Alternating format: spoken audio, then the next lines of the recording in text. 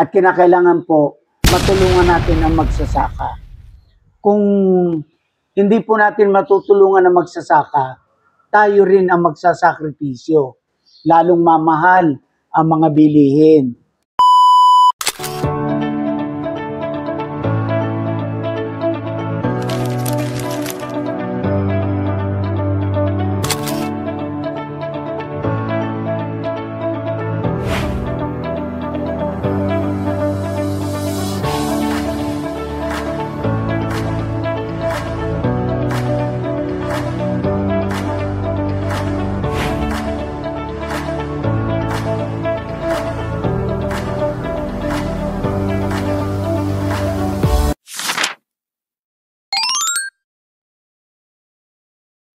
Good morning everyone. Ako po si Lorenzo Binay Manalo. Ako po ang inyong kanego. At sa pagkakataong ito, naimbitahan tayo ni dating punong bayan ng San Juan, Batangas. Meron daw siyang mahalagang panawagan. Meron daw siyang importanteng sasabihin sa ating lahat. Kaya ito hindi ko napatatagalin at medyo busy siya. Marami pa siyang gustong tulungan at gustong gawin para sa ikaunlad ng ating bayan. At mapalad tayo na makakapagsalita siya. Pakinggan po natin ang kanyang sasabihin. Ito na po siya, si ex-mayor Rodolfo Manalo ng San Juan, Batangas. Okay. Ex-mayor, ano po ba yung panawagan natin na sasabihin mo? Sige po. Good morning. Una sa lahat, nagpapasalamat po tayo sa Panginoong Diyos sa mga biyayang ipinagkakalob nila sa atin. Ano po? Ako po ay nandito ngayon para po makiusap sa inyo lahat, sa akin pong mamamayan, sa lahat ng mamamayan ng San Juan at gayon din sa ibang lugar. Nakikiusap po ako na sana matulungan po ninyo ako dito po sa party list na sa tingin ko po ay malaki ang maitutulong sa ating bayan ng San Juan. Ako po ay naniniwala na kahit wala na ako sa politika, ay may maitutulong pa rin ako. At sa pamamagitan po nito, sa aking palagay, ay malaki ang maitutulong ko sa inyo. Ito pong party list na ito, ay ito po yung magsasaka. Number 154. Kaya po ang naisip kong tulungan party list ay magsasaka dahil po ang bayan ng San Juan ay agriculture pa rin. At kinakailangan po matulungan natin ang magsasaka. Kung hindi po natin matutulungan ang magsasaka, tayo rin ang magsasakripisyo, lalong mamahal ang mga bilihin. Kaya kinakailangan po masuportahan natin. Kaya ako po ay nananawagan sa aking lahat ng mga kababayan, sa aking mga kamag-anak, sa aking mga kumparehan. Sana po'y matulungan niyo ako rito. Ako po'y naglalambing sa inyo, hindi po para sa aking sarili. Ako po ay naglalambing sa inyo para sa ating bayan ng San Juan. Sa ating mahal na bayan ng San Juan. Tulad po ng ating mga water impounding, tulad po ng ating mga niyugan, ang ating pong mga palayan sa pamamagitan po ng paglalagay ng mga solar water pump. Sa pamamagitan po noon, matutulungan natin ang magsasaka. Gayon din po ang maisan.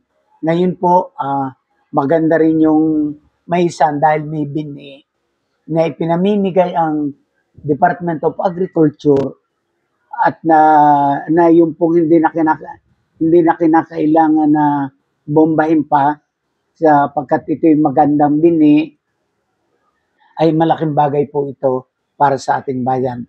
At ang aking pong palagay ay itong taong ito ang party list na magsasaka ang siyang makakatulong sa atin. Kaya mulit-muli po, ako po'y nakikiusap, nagsusumamo na sana'y huwag niyong tulungan ninyo po ang ating bayan, tulungan nyo ako na sana'y ang party list na magsasaka, 154 ang siya po nating ilalagay. Alam ko po marami po ang party list. Isa lang po ang ating iboboto sa party list. Ano po? Ito po buong Pilipinas. At kahit po nasa abroad, pwede rin siguro ito. Dahil ito po ay napakahalaga.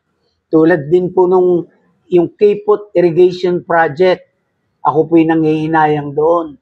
Dapat po yun ay may pagpatuloy. Marami po tayong gustong gawin para sa bayan ng San Juan.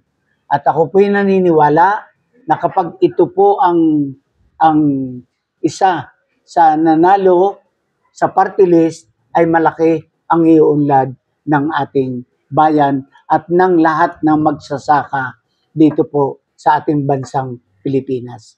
Muli po, maraming salamat at magandang umaga sa inyong lahat. Meron lang akong tanong. Doon ba sa yung mga magsasaka, di ba agricultural yan? Kasali ba dyan yung mga kagaya ng sa livestock? Hindi. Kasali. Kasali din. Yung mga babuyan. Kasi kami, kagaya namin, meron kaming advocates din sa pagrarabit. Yung pagrarabit kasi, gusto namin bubuksan ang isip ng mga mamamayan, lalo na dito sa atin sa Pilipinas. Ang rabbit ay magandang pagkain, magandang source ng karne. Mataas sa protina, basta healthy siya na pagkain na hindi kilala. So aming ipinapakilala yun, mayroon kaming mga samahan din dito. Magandang opportunity din pala sa livestock.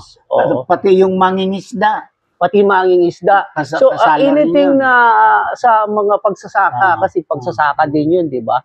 So suportahan natin yung anong number nga uli? Pakiulit. 154. 154 magsasaka. Ay, mga kababayan ko, isa lang pong party list ang pwedeng iboto. Pag ito po'y naging dalawa, mai-invalid. Kaya isa lang party list ang pwede. Ang pwede niyong ilagay. Number 50? 154. 154 magsasaka. Okay. At ito, sana po suportahan natin ang mga adhikain ng ating dating mayor na napakabusilak ng kanyang puso sa pagtulong sa kapwa. Ito wala itong ginagawa kundi tumulong ng tumulong. At saka nga po pala, kayo po lahat ay iniimbitahan ko dito po sa aming bahay sa ika-21 ng Abril, araw po ng Lunes, 1:00 ng hapon. Darating po yung pinaka-representative ng magsasaka. Kaya importante po marinig natin kung ano po yung mga plataforma ng magsasaka.